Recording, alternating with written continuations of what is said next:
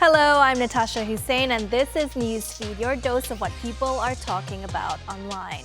2024 is the biggest election year in history.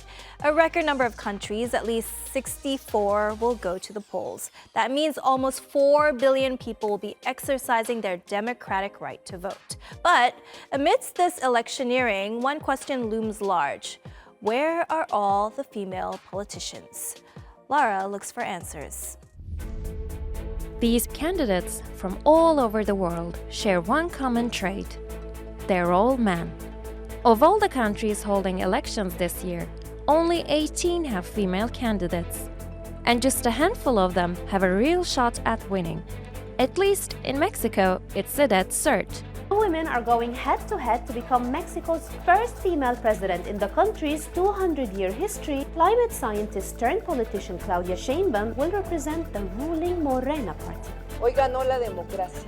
Her competitor is Senator Xochitl Gálvez, who represents an opposition coalition. But just north of the border, an entirely different dynamic is at play.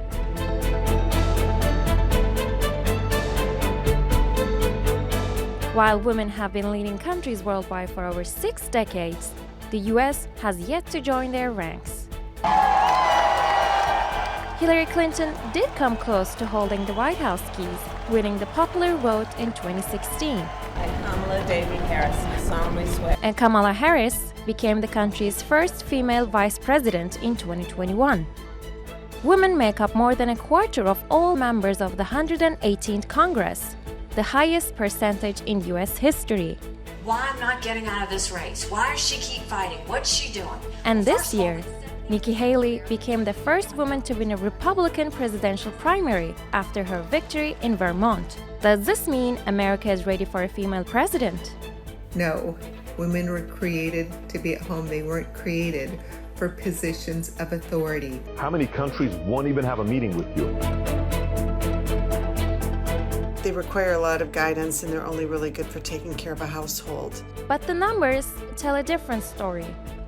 Research shows that more than half of Americans believe there are too few women in high political office. However, about 81% think female politicians have to do more to prove themselves. There is also a pragmatic bias, where voters who may prefer a female candidate still hesitate, believing it'll be too difficult for her to win.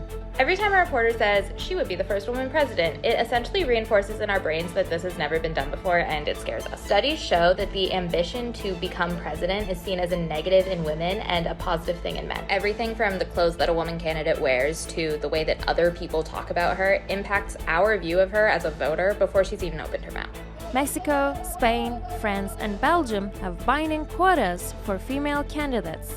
It's regarded as one of the most effective ways to improve women's representation in politics. But quotas can only do so much. As data shows, progress is actually slowing down. UN Women says, at the current rate, it'll take another 130 years to achieve gender equality in the highest echelons of power. To speed things up, a change in mindset is required. What we really want in our leaders are qualities that make them brilliant and kind and empathic and caring and, strong at what they do, which can be found in anybody. Just let's elect good people, and let's try and transcend this idea that it's your gender that defines everything about you. Women in politics are already making their mark. It's now a matter of time before voters make theirs. And in a historic case, the U.S. Supreme Court is considering whether former U.S. presidents are immune from prosecution. Its hearings relate to 4 charges related to Trump's efforts to overturn the results of the 2020 election. A decision could be made as early as June, but could take even longer, as judges are divided whether presidents who've left office should have immunity. If someone with those kinds of powers, the most powerful person in the world, with the greatest amount of authority, could go into office knowing that there would be no potential penalty for committing crimes, I'm trying to understand what the disincentive is from turning the Oval Office into, the seat of criminal activity in this country. Once we say, no criminal liability, Mr. President, you can do whatever you want, I'm worried that we would have a worse problem than the problem of the president feeling constrained to follow the law while he's in office. I respectfully disagree with that because the regime you've described is the regime we've operated under for 234 years. And 371, conspiracy to defraud the United States, can be used against a lot of presidential activities historically with a creative prosecutor who wants to go after a president. Well, let me try to backtrack a little bit. That's what we're talking about historically, is the risk that, and going forward, the risk. And the number of criminal and civil cases against Trump keep piling up.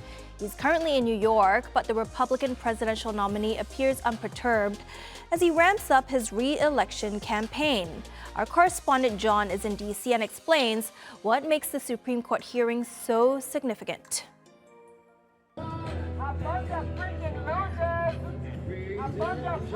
Well, once again, Donald Trump is the center of attention here in the United States, even though he's not physically here for this hearing at the Supreme Court.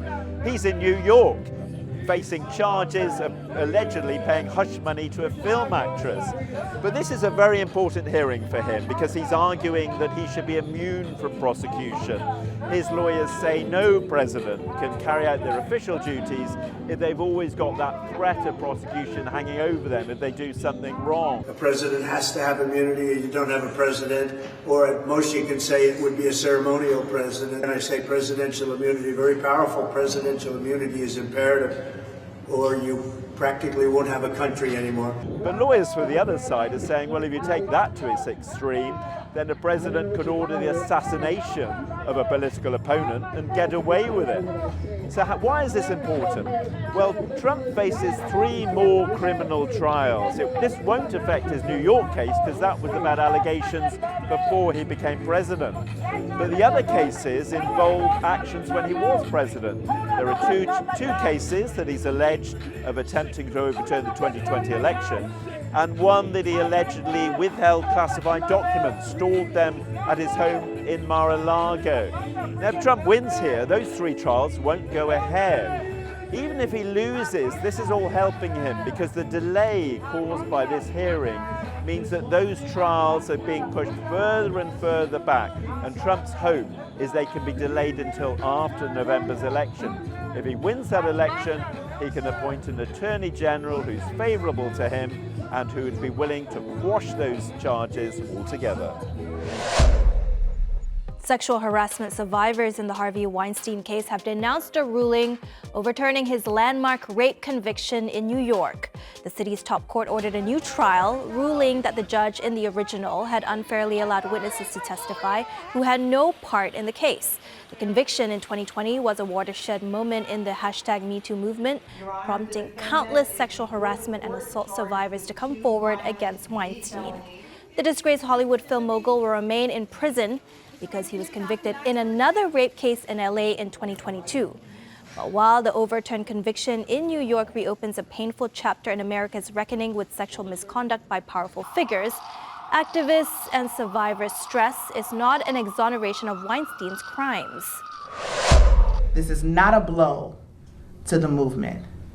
It is a clarion call, and we are prepared to answer that call. Almost 7 years ago, because these brave women in this case broke their silence, millions and millions and millions of others found the strength to come forward and do the same.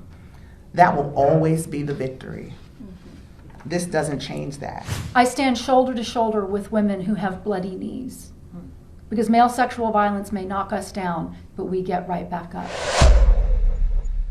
Net neutrality rules are returning to the U.S. The Federal Communications Commission has voted to reinstate the regulation requiring internet providers to treat all online traffic equally.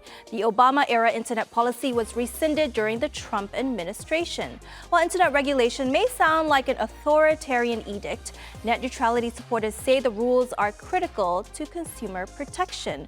The rules were introduced following a huge grassroots movement back in 2015. In 2014, the Battle for the Net initiative organized Internet Slowdown Day, where websites like Netflix, Twitter, Reddit, Tumblr, and many more displayed loading icons to show what the internet would look like without net neutrality. The protest even got prominent names like Mark Zuckerberg to call people to action. But if you have missed the online demonstrations and didn't exactly understand what the fuss was about, we're here to break it down.